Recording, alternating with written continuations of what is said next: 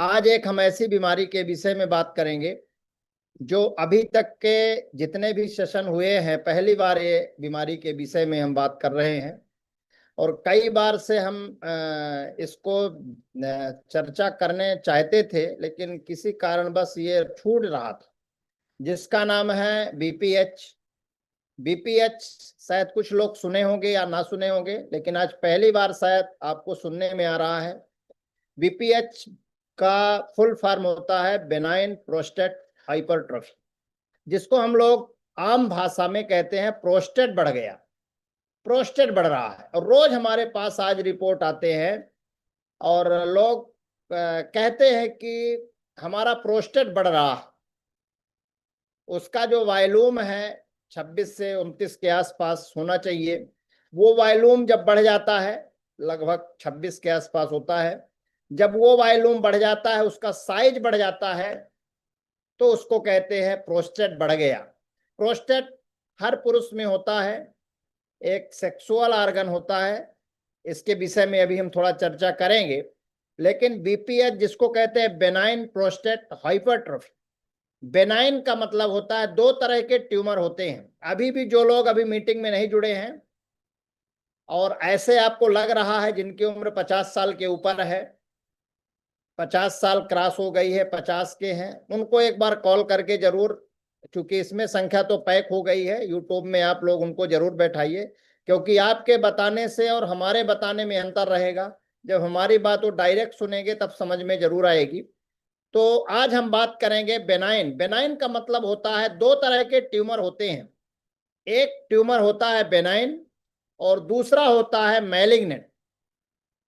एक benign tumour होता है, दूसरा मैलिग्नेंट ट्यूमर होता है।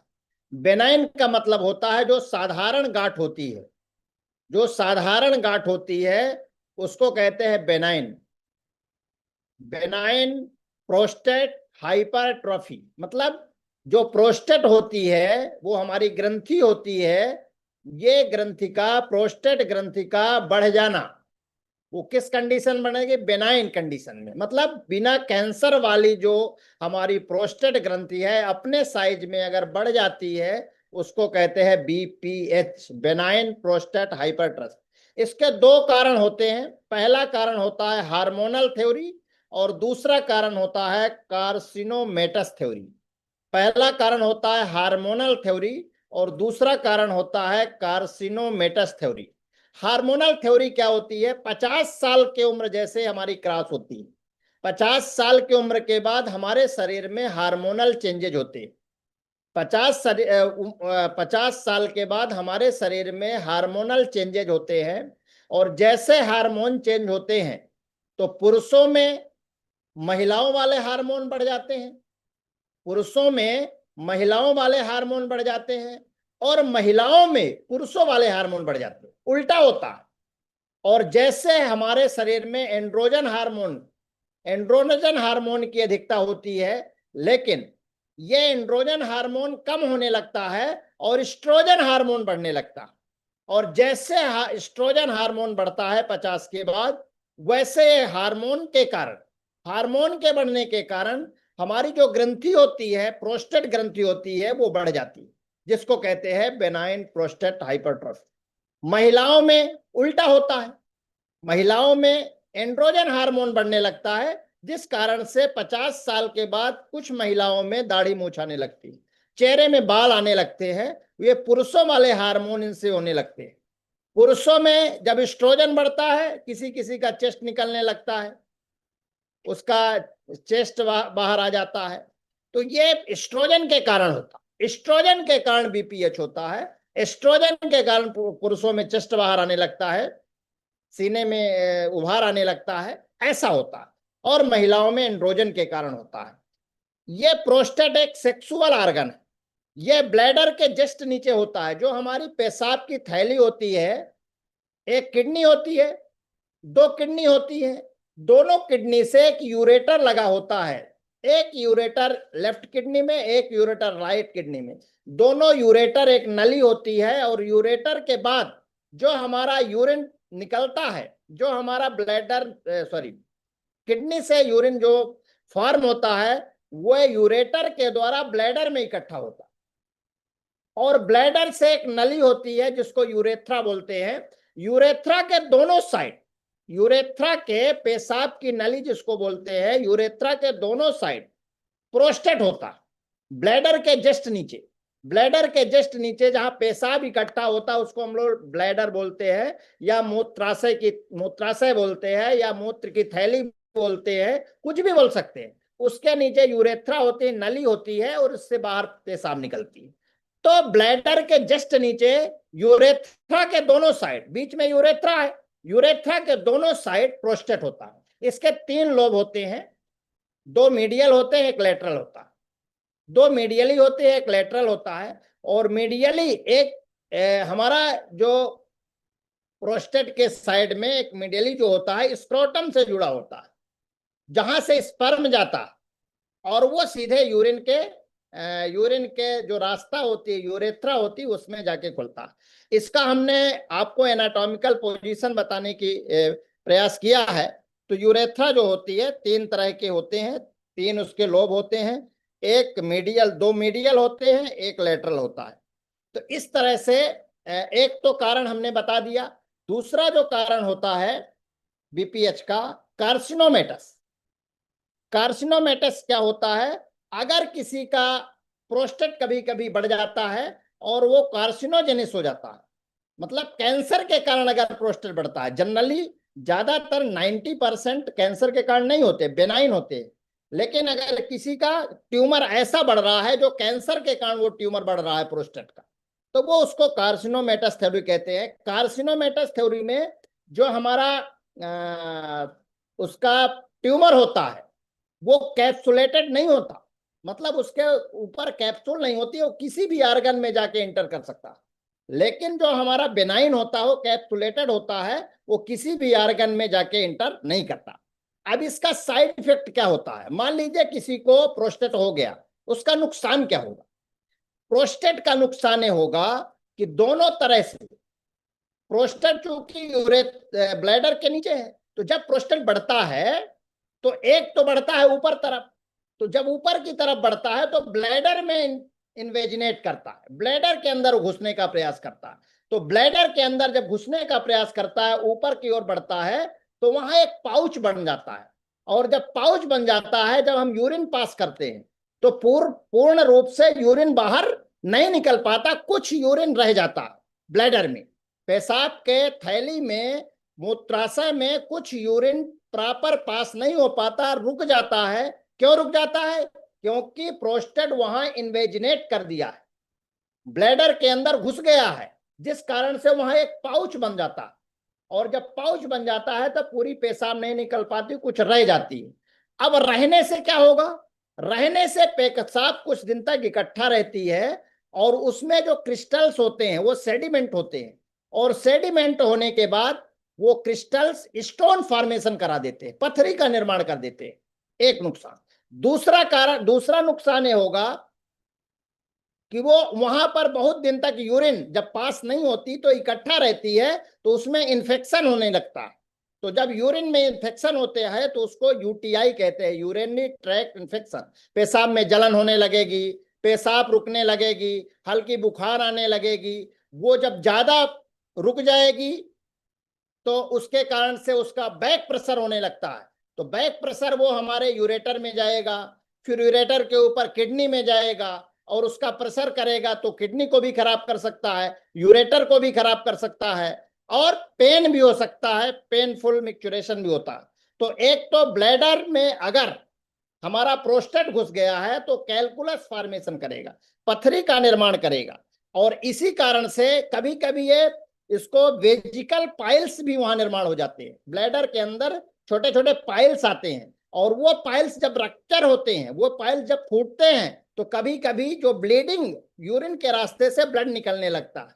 वो क्यों निकलता है? क्योंकि ब्लैडर में वेजिकल पाइल्स हो गए हैं, और वो पाइल्स जब रप्चर होते हैं, फूटते हैं, तो हमारे यूरिन के रास्ते से ब्लड आता है। और जैसे यूरिन के रास्ते से ब्लड आता है तो फिर हम डॉक्टर को दिखाते हैं, डॉक्टर चेक करता है और पता चलता है कि इसको प्रोस्टेट था, वेजिकल पाइल्स के कारण इसको मिक्चुरेशन हो रहा है। कैर्सिनोजेनिस में भी होता है, अगर कैंसर भी है तो इसके कारण से भी मैच्योरेशन हो सकता है। वो तो डॉक्टर के डायग्नोसिस के बाद पता चलता है कि है क्या। कभी कभी और क्या होता है, यूरेथ्रा में क्या प्रेशर पड़ता है? यूरेथ्रा में प्रेशर ये पड़ेगा जैसे ब्लैडर, ब्लैडर के नीचे हमारा प्रोस्टेट है और प्रोस्टेट के बीच से यूरेथ्रा निकल रहा, प्रोस्टेट के बीच से यूरेथ्रा है, जैसे ये यूरेथ्रा है, नली है, इधर भी प्रोस्टेट है, इधर भी प्रोस्टेट है। जब ये प्रोस्टेट इधर बढ़ता है, इधर बढ़ता है, तो ये हमारी जो नली है पेशाब की, जिसको यूरेथ्रा बोलते हैं, जब दोनों तरह से दबाव पड़ता है सक्रिय हो जाती है, ये सक्रिय हो जाती है, इसमें प्रेशर पड़ता है, और प्रेशर जब पड़ता है तो यूरिन का फ्लो कम हो जाता है, पेशाब का जो फ्लो होता है वो कम हो जाता है। जब हम जोर लगाते हैं, बात समझिए, पेशाब करने के लिए जब हम जोर लगाते हैं तो चोक हो जाता है, पेशाब बंद हो जाती है, अचानक बंद हो जाती है। ये दो चीजों में बंद होती है, एक तो प्रोस्टेट के कारण बंद होती है, दूसरा स्ट्रक्चर ऑफ यूरेथ्रा। अगर हमारी यूरेथ्रा कभी कभी इन्फेक्शन के कारण, पेशाब की नली इन्फेक्शन के कारण चिपक जाती है, ऐसे चिपक जाती है, और जब चिपक जाती है तो भी यूरिन बंद होती है। लेकिन वो यूरिन जैसे अपन जोर लगाएंगे पेशाब करने के लिए तो खुल जाती है, पेशाब निकल जाती है बाहर। अगर यूरिन में जोर लगाने से पेशाब खुल गई तो समझिए स्ट्रक्चर ऑफ यूरेथ्रा है, यूरिस्ट्रक्चर ऑफ यूरेथ्रा है, पेशाब की नली कहीं ना कहीं इन्फेक्टेड है due to gonococcal infection. Gonorrhoea के कारण बहुत सारे वहां पर वायरस और बैक्टीरिया ग्रो करने लगते हैं, जिस कारण से इन्फेक्शन होता है। जोर लगाने से अगर पेशाब बाहर जा रही है, समझिए स्ट्रक्चर यूरेथ्रा है, प्रोस्टेट नहीं है। लेकिन अगर जोर लगाने से पेशाब रुक गई, बहुत देर तक हमने यूरिन करने नहीं गए और पेशाब अगर रुक गई, यूरिन नहीं हुआ, तो वो हमारा पेशाब रुकने के कारण जैसे जोर लगाएंगे तो और संकीर्ण हो जाएगी, जोर लगाने से उसको चोक कर देगी हमारी नली को, और पेशाब बाहर नहीं निकलता। फिर इसके बाद जब डॉक्टर के पास जाते हैं तो डॉक्टर कैथेटर लगा देते हैं और यूरिन प्रॉपर पास हो जाता है। तो इसके लिए इस तरह से हमारा यूरेथ्रा को अपने को प्रेस करता है, धीरे धीरे धीरे धीरे प्रेस करता है, पेशाब का जो रास्ता होता है नैरो हो जाता है धीरे धीरे। तो इस कारण से धीरे धीरे वो प्रोस्टेट डेवलप होता है। इसका असर अगर लंबे समय तक पेशाब बराबर बाहर नहीं निकल रही तो हमारे किडनी में भी असर पड़ता है, यूरेटर में भी असर पड़ता है, और ब्लैडर में भी असर पड़ता है। वो किसी कारण से हमारा बीपीएच हुआ तो इसका एक जो सेक्सुअल ऑर्गन है इसको बोलते हैं, ये भी एक सेक्सुअल ऑर्गन है, इसका भी बहुत बड़ा रोल होता है हमारे शरीर के लिए। इसमें होता क्या है और प्रोस्टेट में क्या होता है? प्रोस्टेट में एक तो यूरिन पास होने में दिक्कत होती है, ड्रॉप बाय ड्रॉप यूरिन जाती है, सेटिस्फेक्शन नहीं आता, फ्लो कम हो जाता है, frequency and urgency of the micturition. Frequency and urgency ये क्या कहलाता है? फ्रीक्वेंसी का मतलब होता है बार बार पेशाब जाने की इच्छा पड़ना, फ्रीक्वेंसी मतलब बार बार पेशाब जाने की इच्छा पड़े, तो इसको कहते हैं फ्रीक्वेंसी।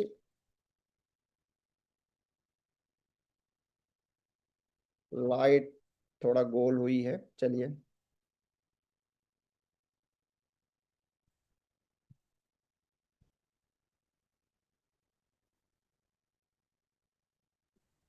कोई बात नहीं, जब तक डॉक्टर साहब लाइट नहीं आती तब तक वीडियो आप बंद कर सकते हैं।